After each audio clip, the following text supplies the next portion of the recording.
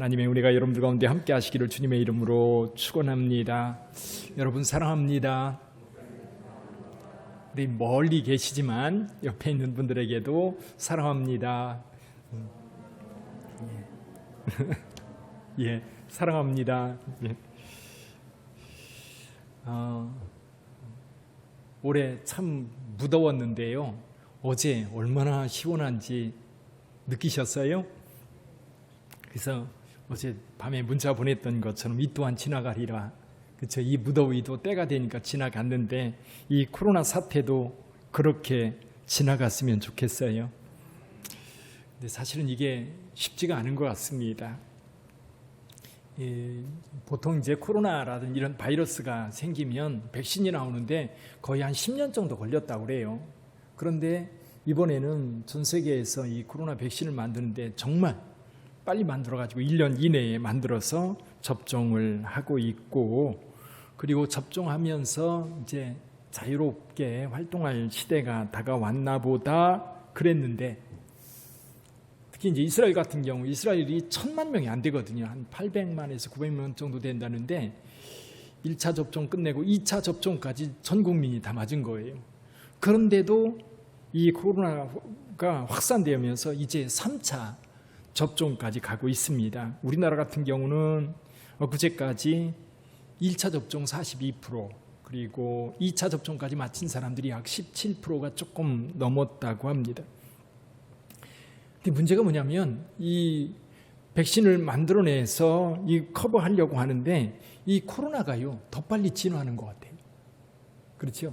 우리가 개발해서 그걸 확산을 막으려고 하는 노력보다 코로나가 더 빨리 진화를 하면서 이 백신을 무력화시키고 있는 그런 상황.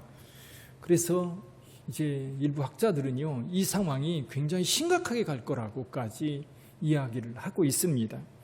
근데 바이러스가 이렇게 확산되면서 온 세계를 팬데믹 상황으로 만들고 있는데, 이제 아프리카 우간다에 우리 선교사님들 가 계시잖아요. 그동안 거의 1년 가까이 셧다운 상태였는데 또 지금 3개월 동안 셧다운에 들어가서, 그렇게 되면요 식료품이라든지 이런 거 사는 것 이외에는 외출 자체가 안 된대요. 외출 자체가 안 되는 그런 상황이 지속되고 있는 상황입니다. 근데 이 바이러스만의 문제가 아닙니다.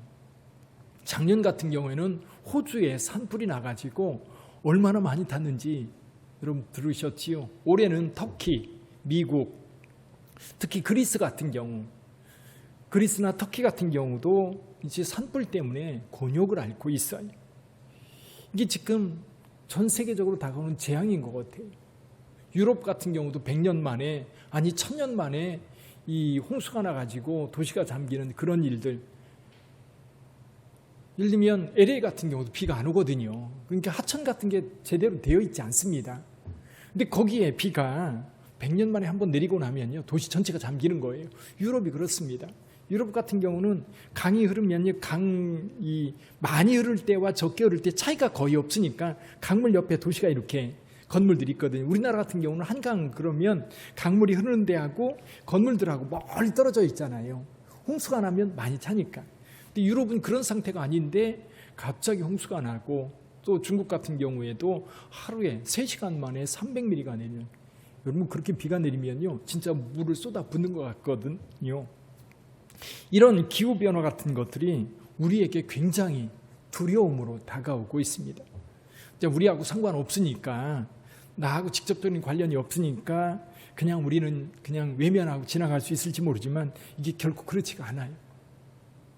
이게 전 세계적으로 재앙이라고 하는 부분들이 너무 강력하게 오다 보니까 사실은 오늘 저와 여러분들에게도 이게 뭘 의미하는지 자꾸만 관심을 갖게 만듭니다.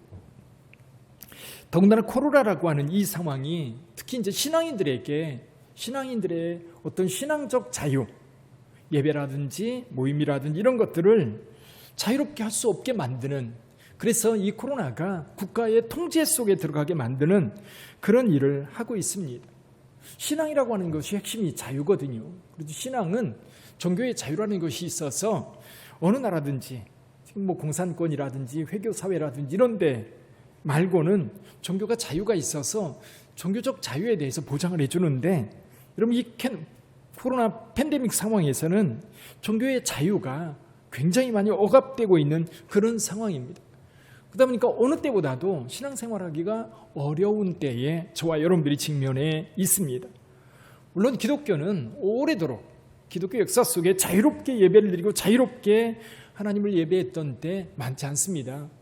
세상이 교회에 대해서 그렇게 호의적인 때는 많지 않거든요. 그럼에도 불구하고 교회가 지역사회라든지 국가라든지 선한 영향력을 미쳤기 때문에 교회가 지금까지 해왔던 거예요. 우리나라 같은 경우도요, 개신교가 우리나라에 들어오면서 우리나라를 깨워주었잖아요. 그 부패에서 깨워주고 또 무지에서 깨워주고, 그래서 교육과 의료 여러 가지 면에서 우리나라를 깨워서 오늘 여기까지 오게 된 거예요. 여러분, 기독교가 한국 사회에서는요, 누가 뭐래도 이 한국을 오늘 대한민국이 있게 만든 결정적인 동기이면서 또 원인이 되었던 거예요.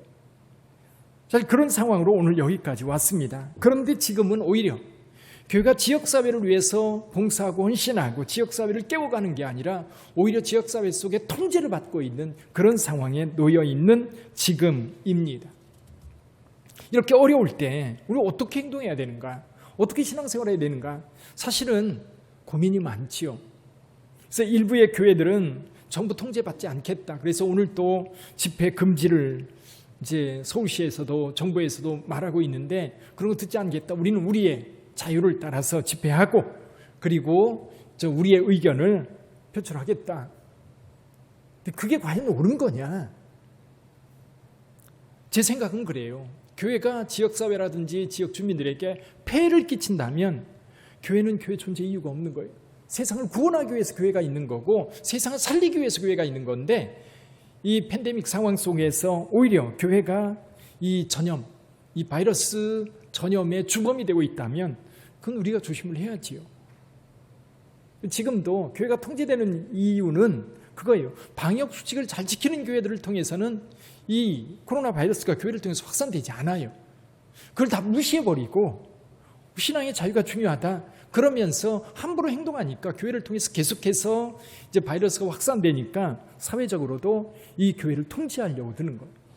우리 스스로 이런 통제받을 수 있는 상황을 자초한 거 아닌가, 그런 생각이 들기도 합니다.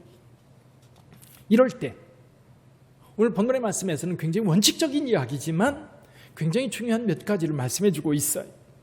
이렇게 어려울 때 특히 여기 말씀하고 있는 것 가운데 한 가지가 때가 악하다라는 말을 하고 있거든요.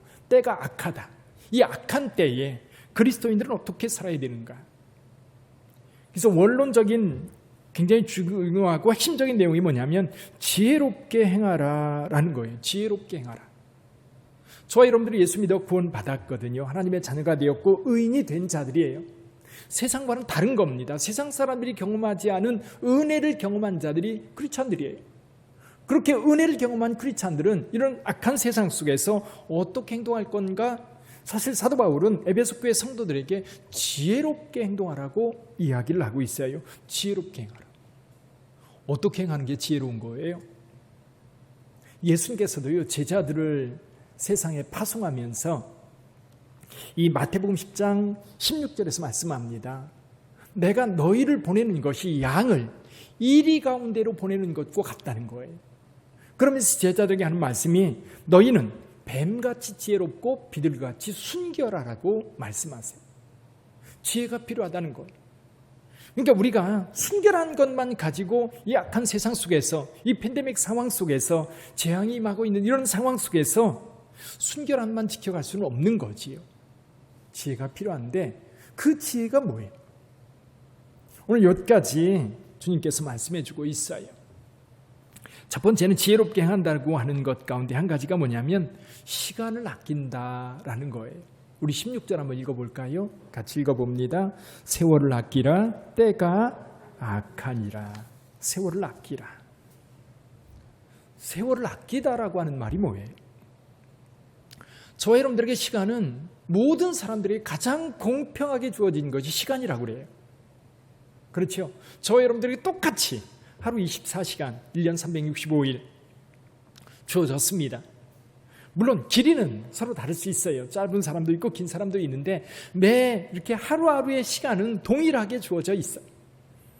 그래서 지혜가 있는 사람들은 이 시간을 허투루 쓰지 않습니다. 시간을 잘 활용합니다. 그래서 어떤 사람은 24시간을 24시간도 넘도록 충분하게 활용하는 사람이 있는 반면에 이 24시간이라고 하는 시간을 1시간도 유익하게 못 쓰는 그런 사람도 있어요. 그래서 세월을 아낄 수 있는 방법 가운데 하나가요, 부지런히 사는 겁니다. 게으르게 사는 게 아니에요. 김남준 목사님이 게으름이라고 하는 책을 써가지고요, 그 크리스찬들에게, 아니 크리스찬뿐만 아니라 세상 많은 사람들에게 베스트셀러가 되었던 적이 있거든요. 근데 그분이 다시 게으름 그래가지고 다시 펴냈어요. 오늘 우리 사회에 이 게으름이라고 하는 것, 특히 젊은이들에게 굉장히 중요한 문제인 것 같아요. 자, 시간을 허투루 쓰는 거예요. 시간을 활용하지 못하고 허비하는 겁니다. 부지런해야 돼요. 근데 여러분, 여기서 한 가지 더 질문해야 될 것이 있는데, 부지런하다고 해서 다 세월을 아끼는 거냐? 악한 거에 부지런하면요, 그 악함이 오히려 여러분의 삶을 잡아먹어요. 부지런한 것이 아니라 정말 바른 일에, 온전한 일에 이 시간을 써야 되는 거예요.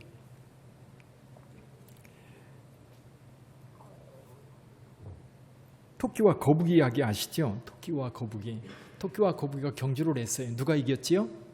거북이가 이겼어요. 왜 거북이가 이겼을까요? 어떤 분이 이런 분석을 했더라고요. 토끼가 왜 거북이보다 훨씬 빠름에도 불구하고 졌을까? 진 이유를 이렇게 분석해요. 토끼는요, 경쟁 상대로 거북이에 두고 있었던 거예요. 거북이가 느리게 오는 그것만 보는 거예요. 이제 여유가 생기고, 그러니까 늦게 오니까 잠들 수 있었던 거예요. 근데 거북이는 경쟁 상대가 토끼예요? 토끼 아니에요. 토끼랑은 경쟁 상대가 안 되었던 거예요. 거북이의 목표는 오직 결승점이었던 거예요. 그러니까 오직 그것을 향해서 가는 거예요. 그러니까 우리가 세상 살아가는 것도 그래요. 그래서 격언에 이런 말이 있습니다. 빨리 가는 게 중요한 게 아니라 바르게 가는 게 중요하다. 이해가 되시죠? 빨리 가는 게 중요한 건 아닙니다. 엉뚱한 방향으로 빨리 가면 그만큼 손해돼요. 그런데 늦더라도 바른 방향으로 가면 마침내 도착하게 되는 거죠. 이 나폴레옹이요, 많은 격언들을 만들어냈는데, 나폴레옹이 말한 것 가운데 이런 말이 있다고 그래요. 오늘 나의 불행은 언젠가 잘못 보낸 시간의 보복이다. 이게 뜨끔한 거예요. 그렇죠. 오늘날 여러분들이 어떤 불행을 겪고 있다고, 힘든 일을 겪고 있다고 생각한다면 언젠가 잘못 보낸 시간, 그 시간의 보복이라는 거지.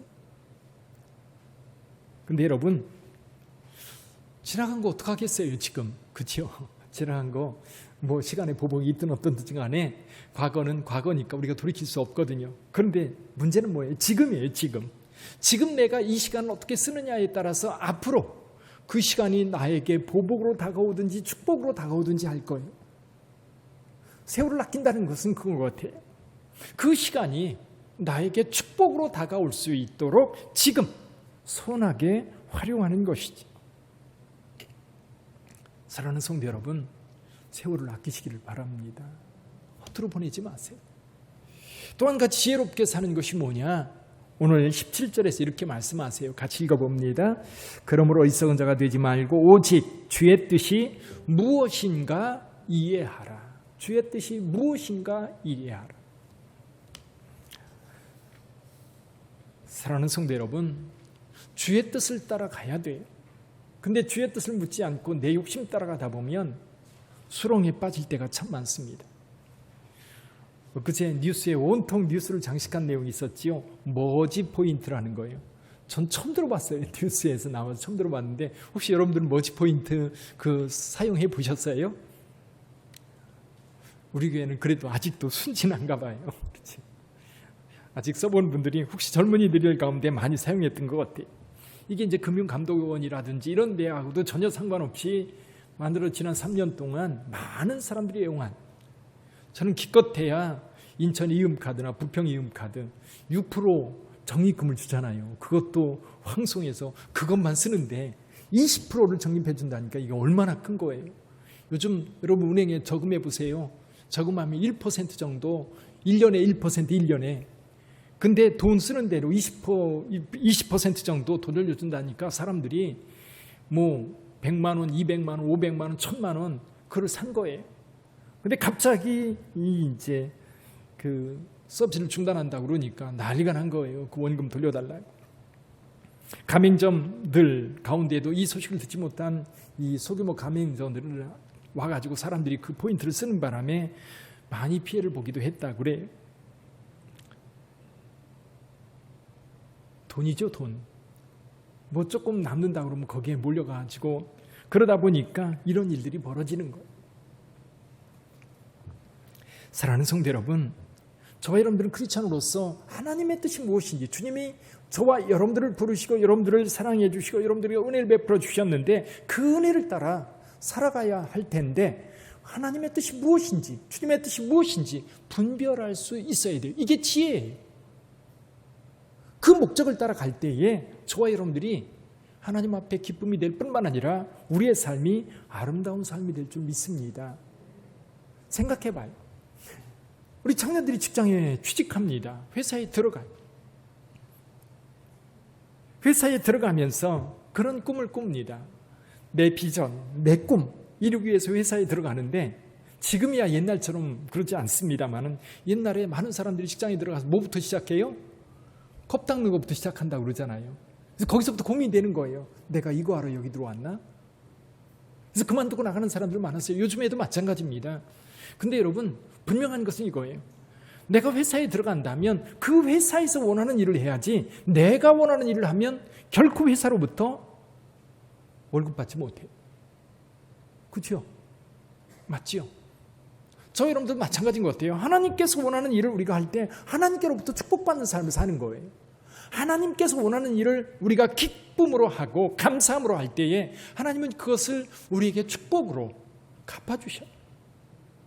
요즘에 우리가 창세기를 읽고 있거든요. 창세기의 중요 인물들이 아브라함, 이삭, 야곱, 지금 야곱까지 왔어요. 야곱. 근데 아브라함, 이삭, 야곱 그들이 하나님의 말씀을 따라갈 때는 하나님께서 늘 그들을 지켜주시고 보호해 주셔요. 또 하나님의 뜻과 상관없이 멀리 떠날 때에도 하나님은 그들을 불러주시고 보호해 주시고 지켜주시거든요. 그런데요, 머뭇거릴 때가 있어요. 하나님의 뜻을 따라가는 게 아니라 하나님의 뜻이 아닌 자기 생각에 빠져서 머뭇거릴 때는 늘 위기를 만나요. 아브라함이 애굽에 내려갔을 때, 또 이삭이 그랄에 갔을 때, 야곱이 베델을 향해서 올라가지 않고 숫곳이나 세겜에 머뭇거리고 있을 때에 위기를 만납니다. 물론 하나님께서 그를 건져주시지만 여러분 하나님의 목적에 맞게 갈 때에 하나님께서 그를 지켜주시고 주변 모든 사람들로 하여금 두렵게 만들어서 평안하게 그 길 가게 해요. 오늘 믿음의 사람으로 살아갈 때 여러분 하나님의 뜻이 무엇인지 분별할 수 있기를 주님의 이름으로 축원합니다. 그래서 여러분 직장 생활하면서 여러분들이 삶을 살아가면서 이것이 과연 주의 뜻인가를 늘 묻기를 바라요. 주의 뜻은 여러분들이 주의 뜻을 물으면 답해 주셔요. 말씀해 주셔요. 기도만 하지 마시고요. 하나님의 말씀 속에 하나님의 뜻이 어떻게 표현됐는지 그리고 내 상황 속에 어떻게 이것을 적용할 것인지 여러분들이 적극적으로 찾으세요. 이 뜻이 뭐지? 그리고 잊어버리고 그냥 내 마음대로 하고 내 욕심 따라 살아가다 보면 결국 하나님께서 원하시는 일을 이루는 게 아니라 내 욕심 따라가다가 수렁에 빠지는 것. 여러분 시간을 아끼는 방법 가운데 한 가지도 하나님의 뜻을 알고 가는 거예요. 그걸 모르고 함부로 갔다가 수렁에 빠지는 게 아니라 하나님의 뜻을 알고 그 길을 가면 그게 바로 시간을 아끼는 것이고 그것이 바로 우리의 삶을 아름답게 만드는 길이거든. 한 가지 더 있습니다. 여기 18절 한번 볼까요? 18절 같이 읽어보지요. 술 취하지 말라 이는 방탕한 것이니 오직 성령으로 충만함을 받으라. 할렐루야. 오늘 한번 지금 잠깐 생각해 보세요. 여러분들이 지금 살아가는 삶의 힘, 동력, 그게 뭐예요? 지금 여러분들이 지금 힘있게 기쁨으로 그리고 자신 있게 살아가게 만드는 게 뭐예요? 또 어떤 분들은 지금 그냥 코가 쑥 빠져가지고 나는 왜 이렇게 사나 그렇게 고민하는 분들도 계실 거예요. 그러면 무엇을 의지해서 살아가야 되나? 생각해 보셔야 돼요. 오늘 여기 18절에서 말씀합니다. 오직 성령으로 충만함을 받으라.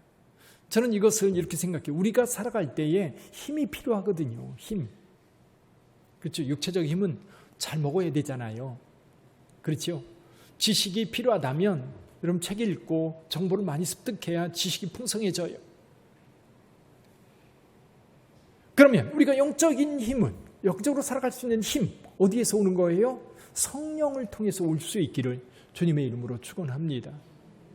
근데 많은 크리스찬들도요, 성령의 힘으로 살아가는 게 아니라 무슨 힘으로 살아요?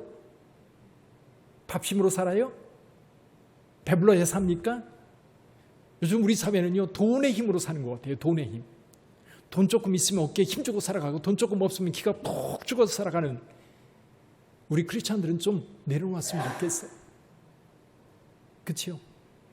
좀 내려놓고 돈으로부터 좀 자유로우면 좋겠어요. 돈 많이 벌어도 자유롭고요. 좀 적게 벌어도 자유로웠으면 좋겠어요. 육체의 힘을 의지하거나 또 내가 누구를 안다는 것, 그것으로 그 힘으로 살아가는 사람들이 있어요. 또 사람들만 만나면 얘기해요. 나 누구 아는데 그 사람 우리에게는 하나님 아는 거로 충분한 것 같아요. 그렇지요? 하나님 알고 하나님께서 내 편 된다고 하는 그것으로 우리는 충분한 것 같아요. 사랑하는 성도 여러분, 지혜롭게 산다라고 하는 것 세 가지를 말씀하셨어요. 지혜롭게 사는 건 뭡니까? 여러분, 지혜롭게 살려면 시간을 아낄 수 있어야 되고 하나님의 뜻을 분별하고 성령의 능력으로 살아야 되지. 근데 지혜롭게 사는 것과 함께 오늘 본문의 말씀을 통해서 굉장히 중요하게 말씀하고 있는 것 한 가지가 있어요. 그게 뭐냐면 하나님께 감사하라는 거예요. 20절 한번 읽어볼까요? 20절 같이 읽어보지요. 범사에 우리 주 예수 그리스도의 이름으로 항상 아버지 하나님께 어떻게 하라? 감사하며. 감사가 뭐지요? 감사. 감사는요, 제가 여러 차례 여러분들한테 말씀드리지만 은혜에 대한 반응이에요. 은혜에 대한 반응. 은혜를 받았어요. 은혜를 받았는데 반응으로 감사가 나타나야 되는 거예요. 반응하지 않는 경우도 많아요. 10명의 나병 환자가 고침받았는데 한 사람만 와서 감사해요. 나머지는 감사를 잃어버린 거예요. 축복을 받았어요. 은혜 받았어요. 그럼 우리가 당연히 거기에 대해서 반사로, 그렇죠? 빛이 이렇게 오는데 거울을 가지고 반사하면 그 빛이 반사되잖아요. 우리의 반사는 뭐냐면 감사예요. 감사. 특히 어려울 때일수록 그런 것 같아요. 어려울 때일수록 우리 안에 하나님의 은혜에 대한 감사가 있으면 이겨나갈 수 있는 것 같아요. 견딜 수 있는 것 같아요. 더위도 견딜 수 있고요. 감사한 사람은 견뎌요. 그리고 힘든 상황에 처하여도 하나님의 은혜에 대한 감사가 있는 사람들은요, 이겨요. 거기에 지혜가 있고 하나님의 위로가 있거든요. 근데 감사를 놓치면 내 삶이요, 피폐해져요. 힘들어져요. 지쳐요. 낙심이 돼요. 감사를 붙잡으시기를 주님의 이름으로 축원합니다.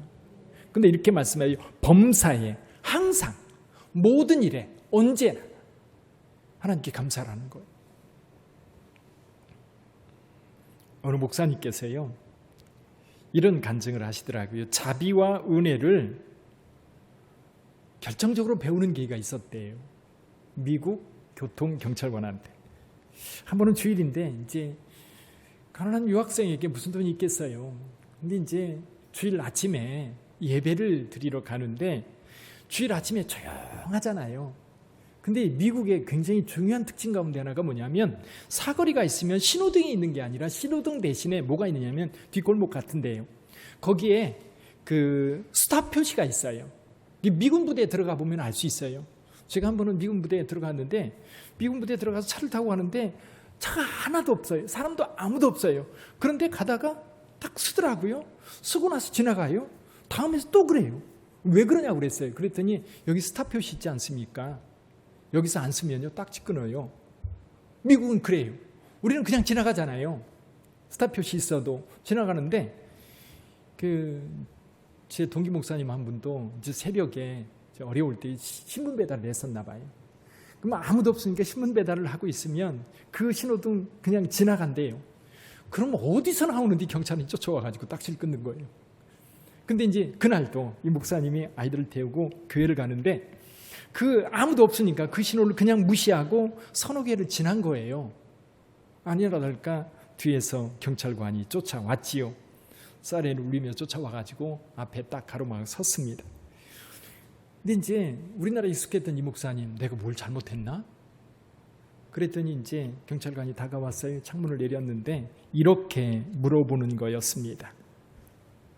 스탑 사인을 무시하고 달려야 할 이유가 있습니까? 라고 묻더라는 거예요. 그래서 이제 이렇게 대답했지요. 내가 목사인데 지금 예배를 드리러 급하게 가다 보니까 그랬다. 미안하다. 그랬더니 이 경찰관이 안을 이렇게 들여다보더니 아내가 있고 아이들 있잖아요. 저 꼬마 아이들이 들여다보더니 이렇게 얘기를 하는 거예요. 다음부터 조심하세요. 미국 경찰은 얄짤이 없거든요. 봐주는 게 없어요. 그래서 이제 살았다. 그리고 이제 가려고 하는데 이 경찰관이 잠깐 세우더니 멀리 한국에서 공부하러 오신 목사님 같은데 제가 사실은 누구에게 장학금을 좀 받았어요. 그게 좀 남았는데 그러면서 지갑을 뒤더니 100불짜리를 주는 거예요. 성탄절도 다가오고 그러니까 목사님 자녀들과 좋은 시간 가지세요. 그러고서 떠나면서 한마디, 저희 형님도 목사예요. 그러고 가는 거예요. 이 목사님은 그때 너무너무 놀란 거예요. 자, 죄를 졌으니까 딱지를 끊어야 돼요. 근데 딱지 안 끊었어요. 딱지 안 끊은 것뿐만 아니라 생전 처음 보는 경찰한테 100불까지 받았으니 은혜죠, 은혜. 그치요? 그날 자비와 은혜가 어떤 건지 아주 적나라하게 깨달았다고 그렇게 얘기를 하시더라고요. 그래요. 저와 여러분들은 은혜 받을 자격이 없는 죄인들이 용서받은 거잖아요. 그것만 받았어요. 하나님의 자녀 되었고요. 성령의 은혜를 주셔서 날마다 그 삶을 축복 가운데 살아갈 수 있도록 하나님께서 기회 주셨잖아요. 얼마나 감사해요. 근데요, 감사가 우리 가운데 떠나면 어떤 일이 벌어집니까? 불평이 생기고요, 원망이 생기고요, 짜증이 생기고요. 교회에서 무슨 일을 하려면 불평, 원망이 먼저 나서고요. 안 하면 되는데 왜 이렇게 짜증내는지 몰라요. 우리 교회 얘기 말고요. 옛날에 섬기던 교회에서 보니까 그렇더라고요. 그렇잖아요. 말 안 하고 그냥 안 하면 되는데 꼭 와서 불평 원망하니까 다른 사람들도 기분 상하고 힘들고 지쳐하더라고요. 이게 뭐냐면 감사가 떠나서 그래요. 은혜를 은혜로 여기지 않고 늘 내 수고에 대한 대가를 생각하니까 그런 일들이 벌어지는 거예요. 교회에서 무슨 일을 한다고 할 때에도 감사가 떠나면요, 이렇게 감사가 있으면 어때요? 목사님 어떻게든지 해보십시다. 제가 협력할게요. 그런데 어때요? 감사가 없으면요, 안 할 것만 찾아요. 안 할 수 있는 방법이 뭘까? 그것만 찾아요. 그게 아니라 적극적으로 만들어갈 수 있는 은혜가 있는 삶이 되어야 되는 거지. 그다음에 여러분이 힘들고 어려울 때일수록 이 감사를 놓치면 안 돼요. 어렵고 힘들수록 우리가 감사를 찾아가고 그 감사 안에서 하나님의 역사를 만들어가는 것이 우리 빛된 공동체이기를 주님의 이름으로 축원합니다. 우린 교회 건축이라고 하는 중요한 일들을 앞에 놓고 여러 가지 고민도 하고 기도도 하고 그래요. 물론 돈이라고 하는 것도 굉장히 중요하고 방법론적인 것도 굉장히 중요하고 우리가 어떻게 비전을 세워가느냐 하는 것도 여러 가지로 많이 중요합니다. 정말 지혜가 필요한 때인 것 같아요. 정말 주님께서 원한다고 한다면 하나님께서 이루어 가실 텐데 또 이런 생각도 들어요. 우리가 주님의 뜻을 이루려고 나서지 않으면 주님의 뜻은 이루어지지 않습니다. 아무리 주님께서 원하고 주님께서 이루기를 원한다 하더라도 우리가 가만히 있으면 우리가 못합니다라고 하면 못하는 거고 우리가 그럼에도 불구하고 할 수 있다라고 하는 거예요. 우리가 감당할 수 있다라고 생각하면 감당할 수 있는 거고 그렇지 못하면 못하는 거예요. 저도 그렇습니다. 이 어려운 때에 주님의 몸된 교회가 어떻게 가야 되는지 사실은 저도 고민이 많고 날마다 그 고민과 기도와 또 하나님 앞에 간구하는 일이 다한 것 같아요. 이러한 일들도 지혜가 필요하고 이러할 때 우리가 과연 어떻게 결정해서 어떻게 나가야 되는지 하는 것도 저와 여러분들이 같이 기도하면서 주의 뜻이 무엇인지 분별하고 성령께서 주시는 힘으로 함께 모아가면 어떻게든 하나님의 일은 이루어질 거예요. 어떤 방향으로 가든 건축을 하든 건축을 하지 않든 하나님은 하나님의 뜻을 이루어 가실 거예요. 그래서 저와 여러분들이 지혜롭게 이 시대 하나님 앞에 감사하면서 우리에게 주어진 상황을 잘 이겨갈 수 있는 저와 여러분들이 되기를 주님의 이름으로 축원합니다. 기도하겠습니다.